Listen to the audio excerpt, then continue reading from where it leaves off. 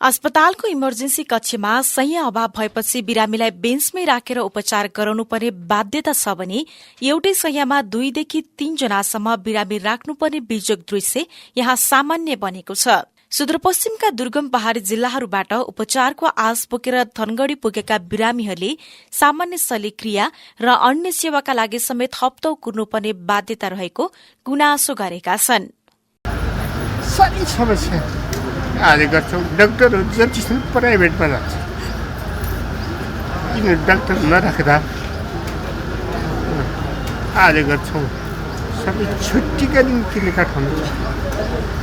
अब मेरो आफ्नै परिवार आफू बितिराखेको छ, अवस्था त्यस्तो पनि छ। बिमारीहरूलाई त अब यस्तो अवस्था छ, एउटा सिटमा 3 जना बसेर उपचार भइरहेछ, 3 जना अक्सिजन दिइरहेछन्, 3 जनालाई बाफ दिइरहेछ। कति समस्या छ।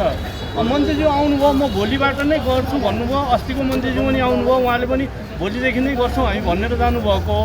तर भनेर मात्र भएन कि उहाँहरूले चिल्लो गाडीमा आएर मात्र भएन कि त्यहाँभित्रको अवस्था हेर्नु पऱ्यो कि त्यहाँभित्र भएका बिमारीहरूको त्यहाँभित्र कुद्ने जुन चाहिँ उहाँका सहयोगहरू छन् उहाँहरूलाई चाहिँ हेर्नु पऱ्यो कि अवस्था के छ भनेर। सेती प्रादेशिक अस्पतालमा दैनिक 2000 भन्दा बढ़ी बिरामी ओपीडी सेवाका लागि आउने गर्दछन्। बिरामीको चाप अनुसार चिकित्सक तथा कर्मचारीको दरबन्दी, पूर्वाधार र आधुनिक उपकरण नहुँदा सोचे जस्तो सेवा दिन नसकिएको अस्पताल प्रशासनको भनाइ छ।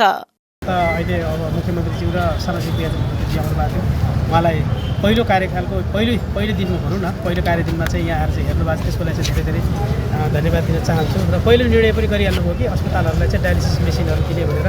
हाम्रो भागमा पनि 5वटा डायलिसिस बेड चाहिँ विस्तार गर्ने भन्ने कुरा गर्नुभएको छ। त्यो सबभन्दा ठुलो कुरा हो। प्रायोरिटीमा गर्नुभयो, प्रायोरिटीमा राख्नु भएको छ भन्ने कुरा हामीले महसुस गरि नै हाल्यौँ। र अनुगमनै गर्न आउनुभयो होइन, दुवै मुख्यमन्त्रीज्यूको साथसाथै सामाजिक विकास मन्त्रीज्यू पनि आउनुभयो। एकदम सूक्ष्म रूपले अध्ययन गर्नुभयो, हेर्नुभयो। टोइलेटदेखि लिएर सरसफाइदेखि लिएर सम्पूर्ण नयाँ भवन, पुरानो भवन सबै ठाउँमा गएर हेर्नुभयो। र उहाँहरूले अब जुन खालको निर्देशन हामीले दिनुभएको छ त्यो निर्देशन हामीले मान्छौँ। त्यो अनुसारको कार्ययोजना पनि बनाएर हामीले केही प्रस्तुत गर्छौँ होला। अब यो पहिलो चरण भयो। अब बिचबिचमा हामी सामाजिक विकास मन्त्रीज्यूसँग भेटेर त्यो अनुसारले अरू फर्दर कुराहरू गर्छौँ होला। तपाईँले भनेपछि गुनासो अस्पतालको सेवामा ढिलासुस्ती र जनगुनासो तीव्र रूपमा बढ़ेपछि सुदूरपश्चिम प्रदेशका मुख्यमन्त्री खगराज भट्टले अस्पतालको आकस्मिक अनुगमन गर्नुभएको छ। अनुगमनका क्रममा सेवा प्रवाह सन्तोषजनक नदेखिएपछि मुख्यमन्त्री भट्टले अस्पताल प्रशासनलाई 1 साताभित्र सुधारका ठोस र व्यावहारिक योजना पेश गर्न कड़ा निर्देशन दिनुभएको छ। साथै उहाँले प्रदेशको स्वास्थ्य सेवा सुधारको शुरूआत सेती प्रादेशिक अस्पतालबाटै गर्ने प्रतिबद्धता पनि जनाउनुभयो।